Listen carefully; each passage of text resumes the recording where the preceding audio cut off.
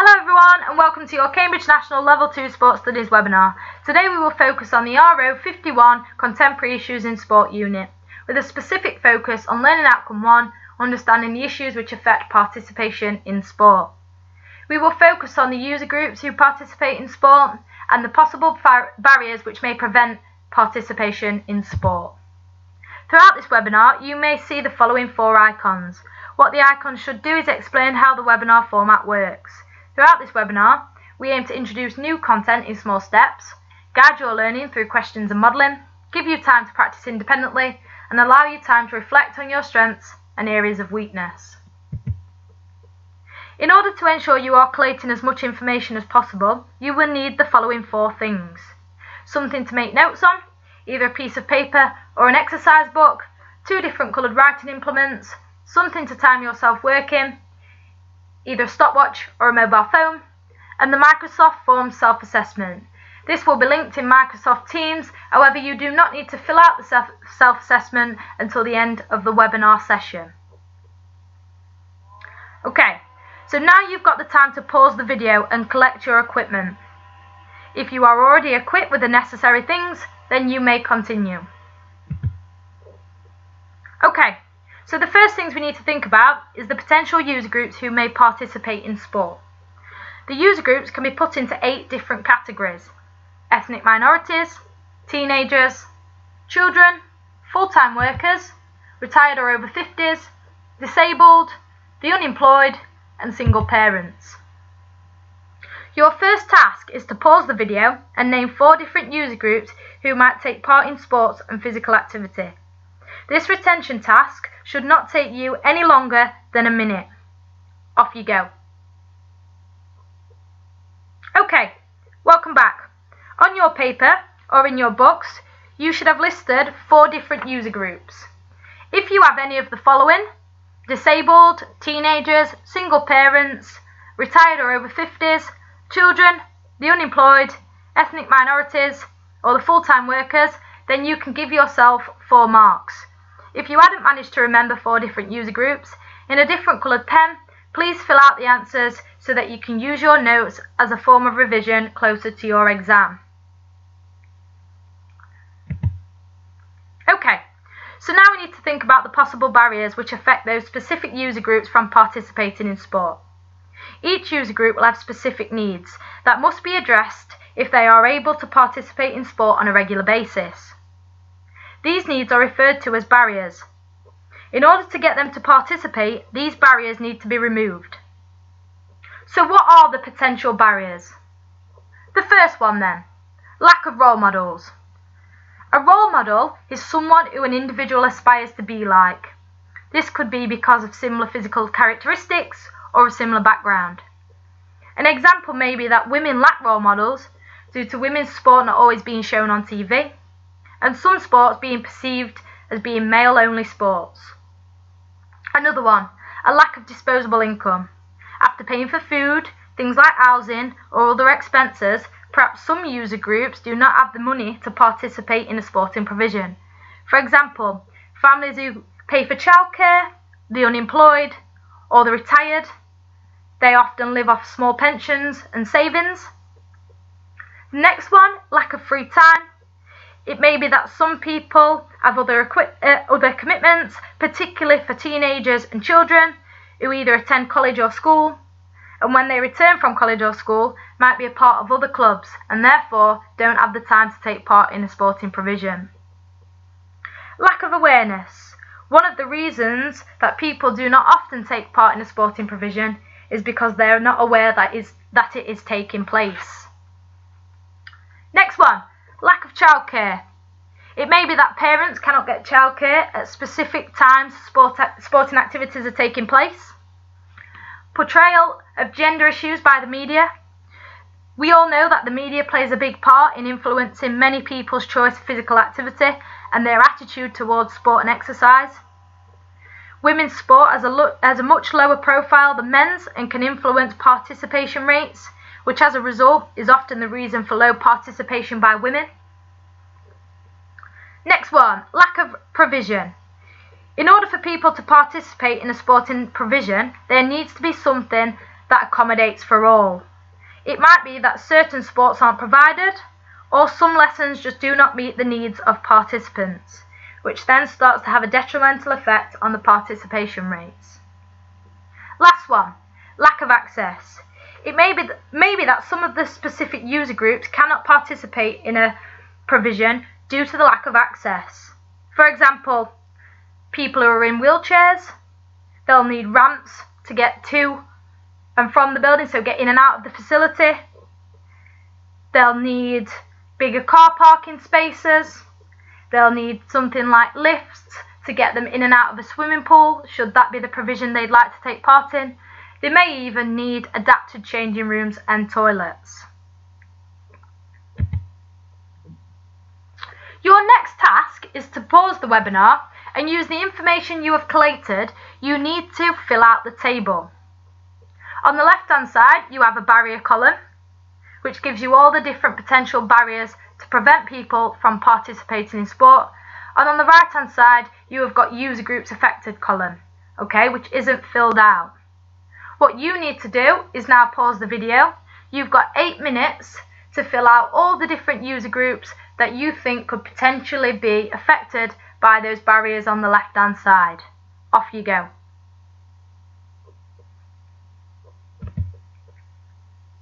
So you should now have completed the table either on a piece of paper or in your books, and it should look something like what's on your screen now in front of you. Okay, so as you can see, the user groups column has now been filled in. Okay, so what I'm going to do is I'm just going to quickly go through the different barriers and the potential user groups that could be affected. Okay, so the first one, employment and lack of free time. User groups affected, full-time workers or teenagers. We've already spoken about the fact that teenagers attend college or school and might not have the time to take part in a sporting provision. The second one, work restrictions and family commitments. This could affect the single parents or the employed. Single parents may not have the childcare in order to be able to take part in a provision. Lack of disposable income. This could target the unemployed, the ethnic minorities, or the retired and over 50s. We've previously mentioned that the retired usually live off a small pension or their savings and might not have the spare money to be able to take part in a provision. Lack of accessibility to facilities or equipment.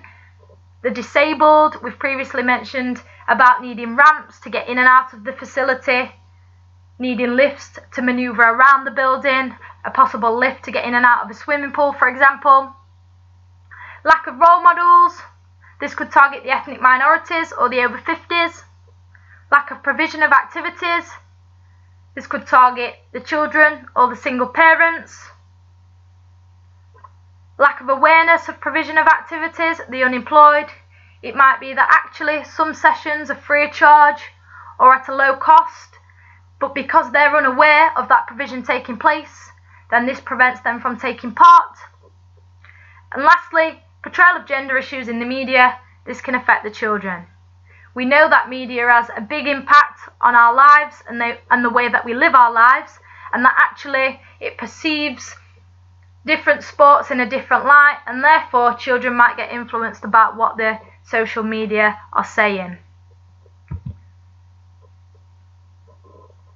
Okay, so you now have time to practice independently. The question below is a standard way in which you will be asked about the user groups and potential barriers to stop them participating in an exam. You need to pause the video, and this exam question should take you no longer than 5 minutes. The exam question: Sarah is a single parent with young children who works full time. She is interested in participating in more sport. You need to identify 4 barriers that might prevent Sarah from regular participation. Off you go.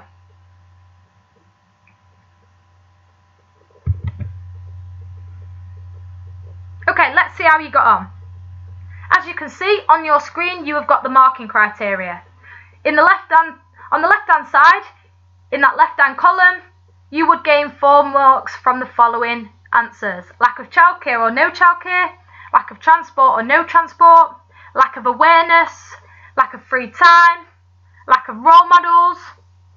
On the right hand side, in that column are answers that you would not get a mark for. So if you've put something like, she's a single parent, or lack of income, or cannot afford it, then you would not get a mark. Now what I'd like you to do is make any improvements or changes to your work. And when complete, I would like you to rag rate your success in the task. So red, amber and green. If you've gained 3 out of 4 or 4 out of 4 marks, then you're green and you have consolidated knowledge of the user groups and their barriers. If you gain 2 marks out of 4, then you're amber, and this tells us that actually you've got some knowledge, but you're not completely sure of all the different barriers. And then finally, if you gain 1 mark, you're red, and what that insinuates is that you need more practice and you need to do more research about those barriers that can affect participation. Okay, so now you've got another opportunity to independently practice. Again, you need to pause the video. You've got 5 minutes to fill out this question. The question's asking you to identify 3 reasons why disabled people may not be able to participate in sport. Off you go.